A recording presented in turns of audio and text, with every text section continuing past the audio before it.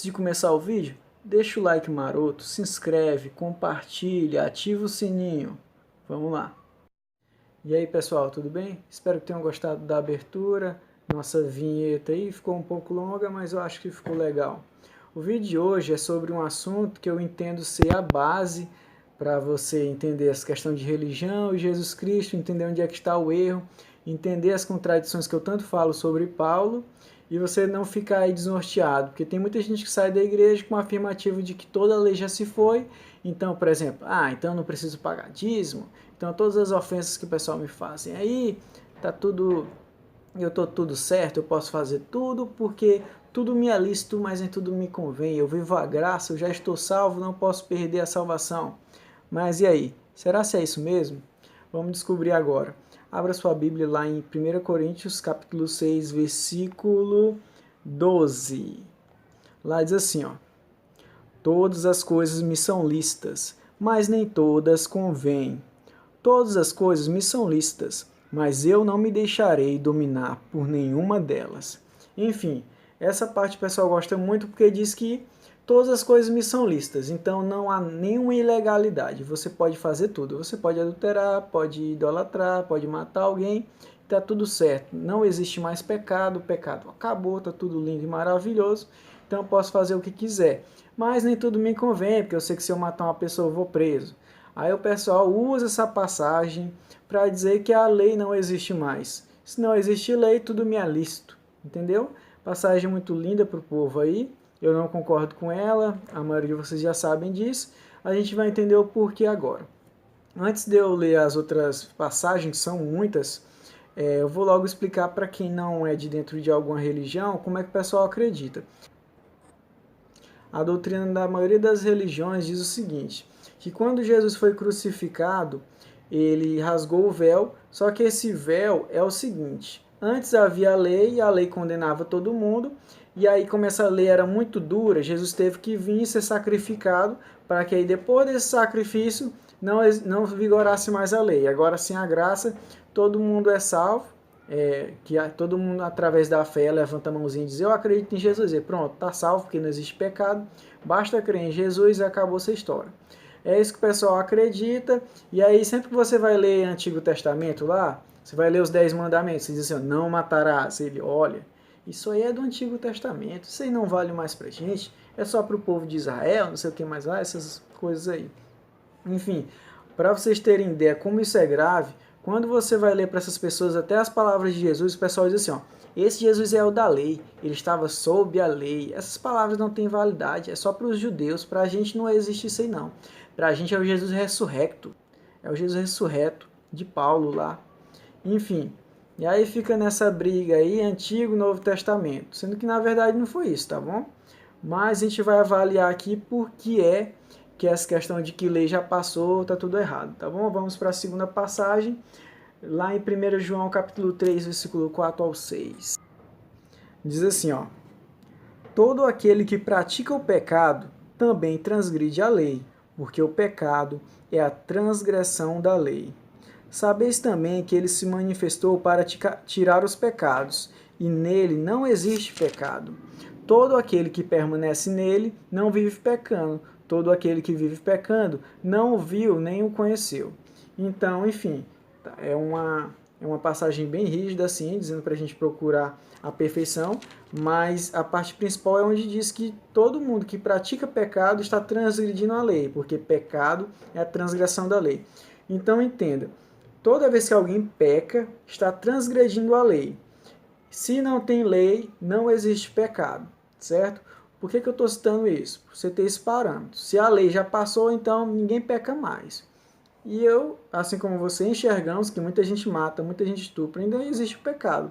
E também o pessoal que levanta a mãozinha e diz: eu aceito Jesus, esse povo também peca, por incrível que pareça. Então existe pecado sim. Obviamente que quem está em pecado não está em Jesus, porque Jesus nos libertou do pecado através do Espírito Santo. Mas vamos voltar lá para Paulo, a mesma passagem que eu acabei de ler. Lá no capítulo 6 de 1 Coríntios, no versículo 18, diz assim, ó, Paulo de novo, mesmo capítulo que eu li agora há pouco. Fugir da impureza. Qualquer outro pecado que uma pessoa cometer é fora do corpo, mas aquele que pratica a imoralidade peca contra o próprio corpo. Ora, como é que a lei passou e alguém pode pecar? Há uma contradição aqui, porque se alguém peca, existe a lei, porque o pecado é a transgressão da lei, certo? Vamos para a próxima passagem aí. Essa aqui é praticamente o hino da teoria da graça. Só palavras bonitas aí, falando sobre não ter mais lei, viver de graça e não precisar de obras. Vamos lá. Capítulo 5, versículo 1, Gálatas, aos Gálatas. Para a liberdade foi que Cristo nos libertou. Permanecei, pois firmes, e não vos submetais de novo a jugo de escravidão. Eu, Paulo, vos digo que, se vos deixar de circuncidar, lei, lembra da lei, Cristo de nada vos aproveitará. De novo, testifico a todo homem que se deixa de circuncidar, todo homem, que está obrigado a guardar toda a lei. De Cristo vos desligastes, vós que procurais justificar-vos na lei, da graça decaístes. Porque nós, pelo Espírito, aguardamos a esperança da justiça que provém da fé. Porque em Cristo Jesus, nem a circuncisão, nem a incircuncisão tem valor algum, mas a fé que atua pelo amor. Certo? Entendeu aí como é que é a brincadeira? Ele diz basicamente que o pessoal que nem eu, que entende que a lei ainda vigora, estamos desligados da graça, porque a graça para eles se resume em abolir a lei, revogar a lei, certo? Vamos ver o que esse mesmo cidadão Paulo fez, tá bom? Lá no capítulo 16 de Atos dos Apóstolos, versículo 3, assim, ó. Quis Paulo, o mesmo que escreveu lá aos Gálatas, quis Paulo que ele fosse em sua companhia, e por isso circuncidou por causa dos judeus daqueles lugares, pois todos sabiam que seu pai era grego. Enfim, aqui ele está circuncidando Timóteo, então ele disse, se vocês se deixam circuncidar, então vocês estão caindo da graça. Não tem mais graça, estão se desligando de Jesus. Mas aí ele vai lá e circuncida o cara, o amiguinho dele, Timóteo, só para poder agradar os judeus, para fingir ser judeu, que eu sou muito gente boa e tal, para agradar, e não, eu vou dar meu jeitinho aqui. Aí você pode estar pensando, não, mas o que é que tem? Ele só fez aquilo para pregar o evangelho de Cristo para aquelas pessoas que precisavam, então tudo bem contar uma mentirinha, fazer de conta ali, tá tudo certo. Olha o que Paulo fez, de novo. Voltando lá aos Gálatas, carta para os Gálatas, que Paulo escreveu, capítulo 2, versículo 14, diz assim, quando, porém, vi, Paulo falando, né, que não procediam corretamente segundo a verdade do evangelho, disse a Cefas, na presença de todos, se, sendo tu judeu, vives como gentio e não como judeu, porque obrigas os gentios a viverem como judeus? Enfim, judeu é o religioso, gentio é o que não é religioso, entendeu? É o judeu que está na lei, o gentio que não está na lei. Nós, judeus, por natureza, e não pecadores dentre os gentios, nós, judeus, por natureza, e não pecadores dentre os gentios, sabendo, contudo, que o homem, olha o que ele diz, não é justificado por obras da lei, e sim mediante a fé em Cristo Jesus. Também temos Cristo, que em Cristo Jesus, para que fôssemos justificados pela fé em Cristo, e não por obras da lei, pois por obras da lei ninguém será justificado. Então ele está dizendo lá, ele deu uma pressão no cidadão, porque ele obrigava os gentios a serem como judeus, ou seja, a seguir a lei. Claramente, aqui é uma discussão com os discípulos de Jesus, discípulos diretos lá de Jesus, certo? E os discípulos de Jesus ensinavam a lei, só que Paulo não, certo? Paulo entendia que Jesus veio para acabar a lei, sendo que Jesus foi bem claro, já a gente vai ler.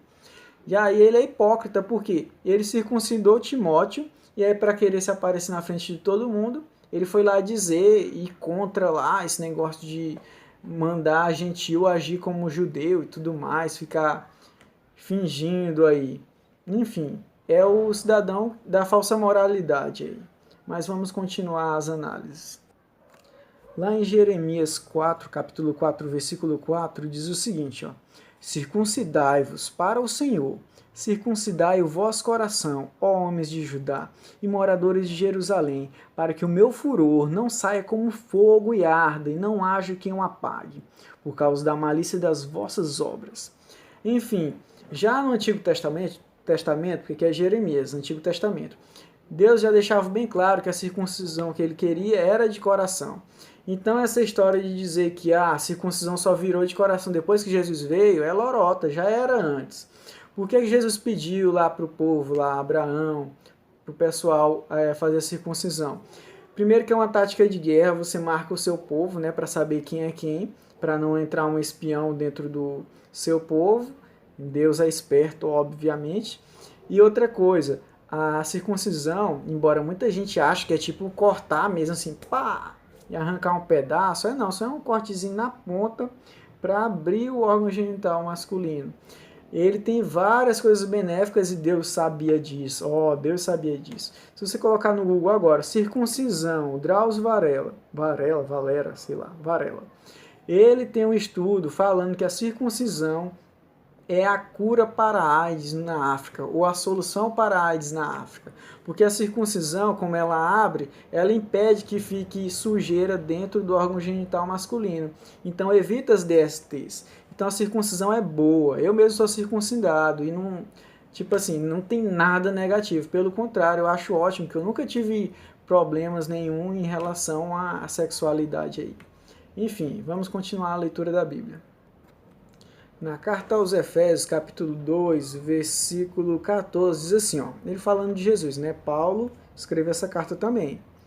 Porque ele é a nossa paz, Jesus, né? O qual de ambos fez um, e tendo derribado a parede da separação que estava no meio, a inimizade, aboliu na sua carne a lei dos mandamentos, na forma de ordenanças, para que dos dois criasse em si mesmo um novo homem, fazendo a paz.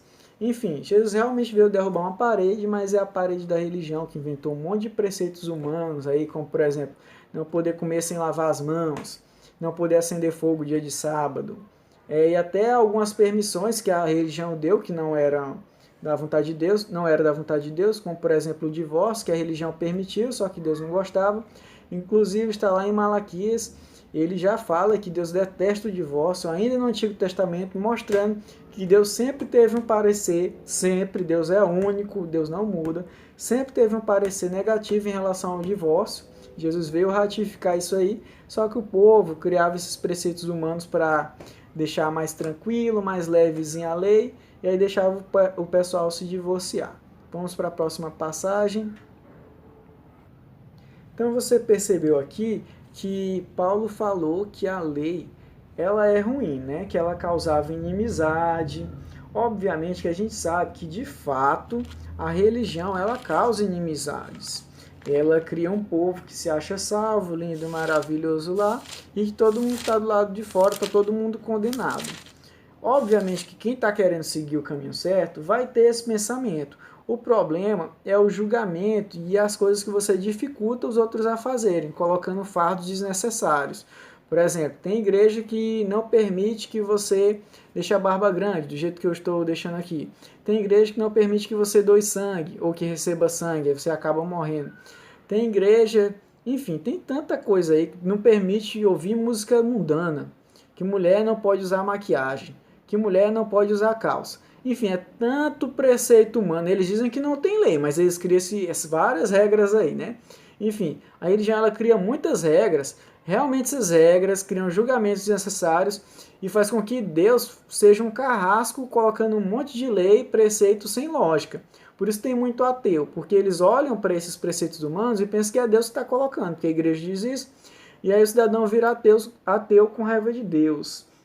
Enfim, vamos ler lá Lucas, capítulo 16, versículo 17, que diz assim, e é mais fácil passar o céu e a terra do que cair um tio sequer da lei. Enfim, aqui é a palavra de Jesus, e Jesus deixa bem claro que não, passou o céu e terra, você concorda comigo que passou ou discorda? Eu entendo que não passou, que ainda tem um céu ali, que eu ainda estou pisando numa terra, certo? Como não passou a terra, então a lei ainda está em vigor. Vamos ler outra passagem, Mateus capítulo 5, versículo 17. Não penseis que vim revogar a lei. O que é revogar? Revogar é abolir, tirar a validade, não tem mais serventia. Não penseis que vim revogar a lei ou os profetas. Não vim para revogar, vim para cumprir. Em algumas traduções na linguagem hoje diz assim, ó, vim para dar o sentido completo, que eu acho até essa tradução melhor ainda.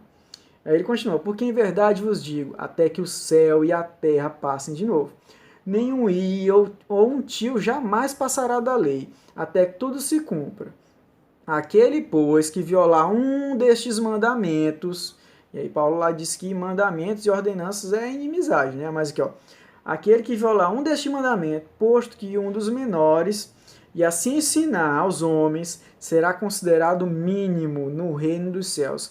Aquele, porém, que os observar e ensinar, será considerado grande no reino dos céus. Porque vos digo que se a vossa justiça não exceder em muito a dos escribas e fariseus, jamais entrareis no reino dos céus. Então Jesus ele é claro aqui na passagem, afirmando que a lei não passou, que ele não veio revogar a lei ainda está em vigor. Jesus ele veio nos explicar o que é certo e errado, porque antes tinha vários preceitos humanos. Por exemplo, a lei dizia assim, pode divorciar. Achou a mulher feia e quer mandar ela embora, ela está brigando demais? Manda embora, dá a carta de divórcio, está tudo bem. Aí Jesus veio e disse, não é assim não. Ele veio cumprir a lei, fazer com que o povo cumpra. Ele disse, gente, não pode divórcio. É um dos exemplos, mas tem vários outros aí. Por exemplo, o pessoal fala muito do sábado.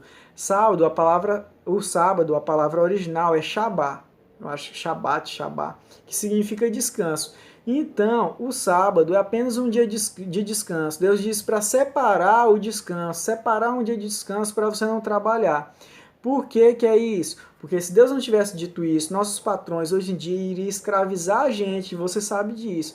Por isso tem na nossa Constituição o repouso semanal, preferencialmente ao domingo na Constituição, remunerado. Por que a católica mudou para o domingo? Enfim, a católica quis mudar para separar judeu de católico, colocar a marquinha da católica lá, e aí o lado maligno pode ser até que tenha uma vontade desagradar a Deus também nisso, mas o importante é que é um descanso, você precisa descansar. Até estudos da ciência, biologia, diz que a gente precisa de de um descanso semanal, óbvio, você sabe disso. E não sabe, dá aquela preguicinha, não dá aquela vontade de descansar? Enfim. Vocês lembram lá que Paulo falou que tudo me é lícito, então não tem nada ilícito. É bem claro essa passagem. Se você concorda com isso, veja o que Paulo fala lá em 2 Coríntios, capítulo 12, versículo 4. Falando de um cidadão que foi ao terceiro céu aí. Foi arrebatado ao paraíso e ouviu palavras inefáveis, as quais não é lícito ao homem referir. Então ele já criou uma exceção. Então não é que tudo me é lícito. Então quer dizer que falar aquelas palavras é ilícito. Então há uma contradição enorme. Uma reflexão final que a gente pode fazer em relação a isso é: se você acredita que a lei passou, me responda a seguinte pergunta: existe alguma lei vigente no momento? Se a resposta é não, eu pergunto: quando um católico, um budista, um chinês, seja lá quem for, adora uma imagem, idolatra uma imagem, é pecado? É pecado, né? Então, se é pecado, é proibido. Se é pecado, e pecado é a transgressão da lei, existe uma lei, não tem como fugir disso. Quando você adulterar é pecado? É pecado. E se pecado é a transgressão da lei, existe lei. Quando você mata alguém, é pecado? É pecado. Quando você divorcia, é pecado? É pecado. Não está lá nos 10 mandamentos, e tinha até a carta de divórcio? Tinha. Mas Malaquias falou que Deus detestava o divórcio, e Deus já estava falando há muito tempo que o divórcio era errado. E Jesus veio nos falar que o divórcio é errado, que não é lícito divorciar, exceto em caso de infidelidade. Enfim, deixa bem claro que a lei não passou. Qual é o problema de você não acreditar na lei? É que se você não acredita na lei, você não tem o que seguir. entendeu? Você pode viver sua vida à toa. Você pode buscar ficar rico, porque, embora Jesus Cristo diga que dificilmente um rico entrará no reino dos céus, se não há pecado e não há lei, um rico não está pecando em nada. Então ele pode buscar a vida dele e tal, que ele não vai para o inferno mesmo. Então você pode nem buscar a Deus, que você vai ser salvo mesmo, só levanta sua mãozinha, aceita com fé lá que você está salvo. Enfim, obviamente que toda essa teoria da graça que diz para você ficar acomodado, que você já está salvo, está tudo certo, é só a maneira de fazer você ficar calado, de você não ir buscar ler a Bíblia, de você não ler o Antigo Testamento. E mais, quando eu vou ler Jesus, o pessoal diz: ah, esse Jesus é o da lei, é antes da cruz, ele tinha que cumprir a lei mesmo. E aí o pessoal tira o valor da palavra de Jesus para dar crédito à palavra de Paulo, como se Paulo fosse maior do que Jesus. Então, assim como os judeus colocam Moisés acima de Jesus, os católicos colocam Maria acima de Jesus, tanto os evangélicos quanto muitas das pessoas saíram da igreja e colocam Paulo acima de Jesus, que é um absurdo. Jesus é o caminho, é o único caminho que você pode seguir o exemplo e seguir as palavras dele, que você não vai errar. Então tome muito cuidado, busque a Deus com todo o teu conhecimento, todo o entendimento. Você pode estar com medo, ah, mas o que eu vou seguir? Porque tem coisa que está certa, tem coisa que está errada. Beleza, você tem o Espírito Santo para isso, entendeu? Antigamente não tinha Bíblia, não. E era só a Escritura Sagrada espalhada, e mesmo assim o pessoal lia. Você tem que buscar o conhecimento. Você vai lendo e o próprio Espírito Santo vai te dizer o que é certo e o que é errado, entendeu? Você não precisa de intermediador. Deus vai falar contigo. Deus está aí para te ajudar. Então, muito cuidado. Vamos ler a última passagem lá em Mateus capítulo 7, versículo 3 diz: entrai pela porta estreita, larga é a porta e espaçoso o caminho que conduz para a perdição, e são muitos os que entram por ela. Porque estreita é a porta e apertado o caminho que conduz para a vida, e são poucos os que acertam com ela. Se são poucos os que acertam, então é porque não é tão simples assim de achar o caminho, né? Você está só seguindo a multidão. E aí, você está seguindo por um caminho espaçoso da graça, que você está acomodado, que tudo você pode, tudo te é lícito, ou você está seguindo por um caminho estreito, que tem mandamentos, que aparentemente são difíceis, mas que o jugo de Jesus é suave, ele vai te ajudar. Você está buscando acertar, você não está se importando se acerta ou se erra. Enfim, esse vídeo não falou sobre obras e fé, propriamente dito, porque o vídeo está muito longo, mas por isso já dá para entender que a gente tem que fazer coisas, certo? E não só ficar acomodado esperando o tempo passar porque a gente já está salvo. Enfim, é isso aí. Deixa o like, compartilha, se inscreve, toca o sininho, tudo mais. Deus abençoe vocês. Abraço. Até. Falou.